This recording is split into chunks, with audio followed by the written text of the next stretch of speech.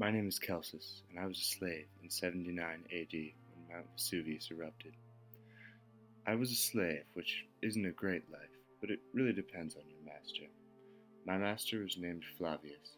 Flavius was a rich businessman with unusually blonde hair, but his most noticeable attribute was how lazy he was. He technically owned the shop I worked in, and many others, but he rarely visited, let alone managed any of them. So the shop was mine, except for one thing. I didn't make any money. Running a little paint and dye shop in the Forum wasn't so bad, except for one fact. Flavius's only interaction with the shops was collecting the money. They fell into bad repair. Oh, not the part people would see, but behind the scenes, the storage rooms, and the upstairs. The upstairs was, unfortunately, where I slept, and the wood floor was, unbeknownst to me, rotting. One night while I was sleeping, the floor finally gave in, and I fell. The next thing I knew, I was being rushed around, and can vaguely remember doctors crowding around me. Because, you see, I was a valuable slave, seeing as how I was tall, a good worker, but also educated. My master had me in very respectable medical care for a slave.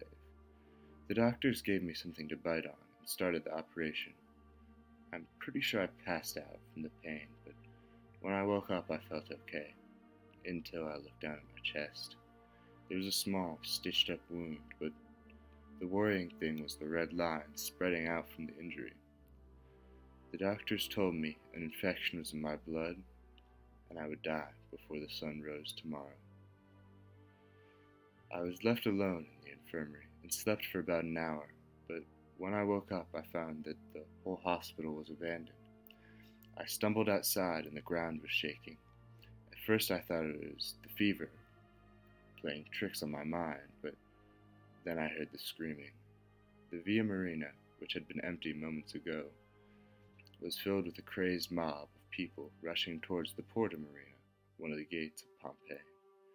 The crowds kept rushing past me, but I found a pathway behind the houses and shops that took me the opposite way, into the center of the city. The air was filled with a light flurry of dust, almost like falling snow. As I walked near the Forum, I found another person going back into the city as well. He was moving faster, so I ran up to him. He said his name was Clemens, and when I asked him what drove him mad enough to walk into the city that was slowly being swallowed by ash, he said he had to find his master, and inquired about my reason for running into the death trap of the city. I showed him the red lines on my chest, which had grown to end a few inches below my neck. I was dead long before the mountain belched forth death upon the city. We parted ways as I entered the Forum, and I wished him the best of luck. From the open space of the almost deserted Forum, I could see a giant cloud coming down from the mountain. The dustings of ash we were experiencing now was nothing compared to this awesome cloud swooping down upon us. I felt very small compared to this cloud of death, which seemed to have spawned from the underworld itself. I entered a deserted tavern near the Forum and watched from inside as the cloud descended upon the city. The screaming stopped as the cloud muffled both light and sound. I drank wine as Pompeii died. The red line of infection had finally reached my head, and I could feel myself dying. I think I was in that tavern long enough for it to change from night to day, but the doctor was right. I would never see another sunrise.